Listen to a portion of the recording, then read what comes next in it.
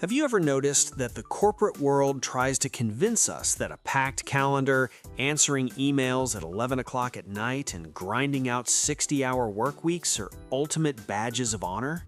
But the truth is, all of that endless hustle and busyness is actually a symptom of financial poverty.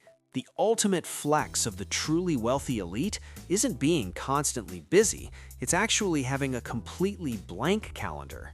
Today, we're going to talk about why your employer's busy culture is actually designed to enslave you and exactly how you can break free from it. Welcome back to the channel. If you spend any time on LinkedIn or business blogs, you've probably seen tons of what some call hustle porn. It's those tech bros writing diaries about waking up at 4 in the morning, optimizing every second of their day, and adopting a sleep when you're dead mentality. But this kind of advice is profoundly damaging because it shifts the framing of your life away from actually living and instead makes work the only thing you prioritize. We suffer from this epidemic of busyness because of a broken system that started back in the mid-20th century. Back then, management techniques were built for factories where you could easily measure exactly how many widgets someone made on an assembly line.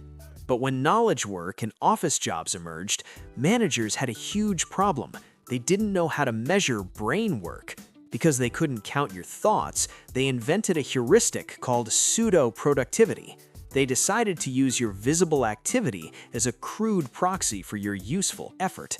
Basically, the busier you seemed, coming in early, staying late, and looking stressed at your desk, the more valuable they assumed you were. Fast forward to today, and that visible activity has morphed into endless Slack messages, Zoom meetings, and responding to emails at all hours of the day and night. Let's get into the first big step to escaping this: understanding the bandwidth rule. The modern workplace keeps employees compliant by intentionally extracting your mental RAM. It is a system that deliberately drains your cognitive bandwidth, so you are simply too exhausted to build your own wealth.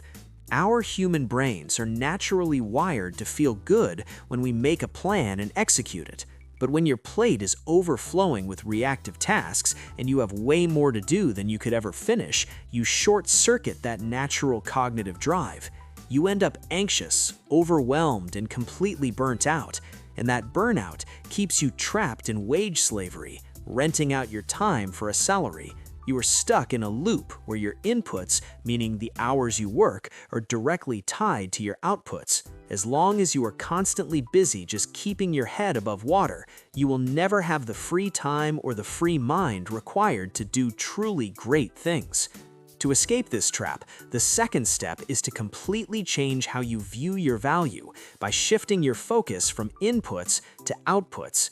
Truly wealthy people are not paid for how hard they work or how many hours they sit in a chair. They're paid for their judgment. They use leverage, like writing code, investing capital, creating media, or building a community, to separate their time from their money. A highly leveraged worker with great judgment can outproduce a non-leveraged worker by a factor of 1,000. Think about it practically. Answering emails frantically doesn't directly create revenue. What actually brings in the money is deep, focused work that produces something rare and valuable. If you want true financial freedom, you have to optimize for independence and accountability over your outputs, rather than just showing up for 8 hours of input.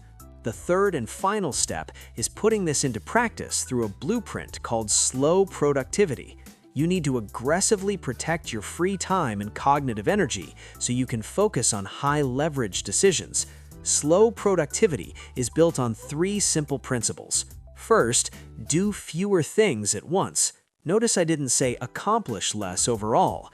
When you juggle 10 tasks at the same time, your brain suffers from attention residue every time you switch contexts. It's exhausting and produces terrible work.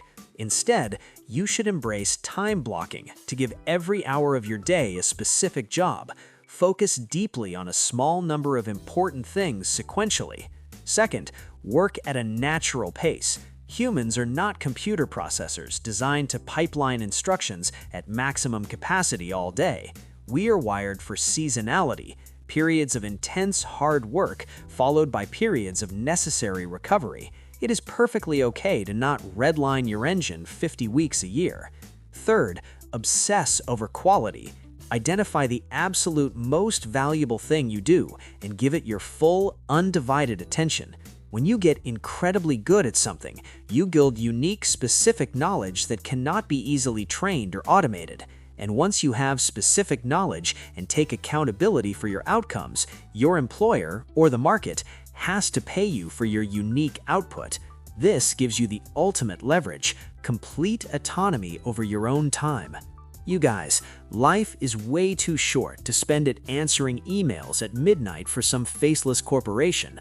Money might solve your money problems, but a calm mind, a fit body, and a house full of love cannot be bought. They must be earned. It is time to stop wearing busyness as a badge of honor. If this video helped you see through the illusion of corporate busy culture, please hit that subscribe button, give this video a like, and share it with a friend who really needs to slow down and protect their bandwidth. Let me know in the comments what you're doing to escape the hustle trap and reclaim your time. I'll see you in the next one.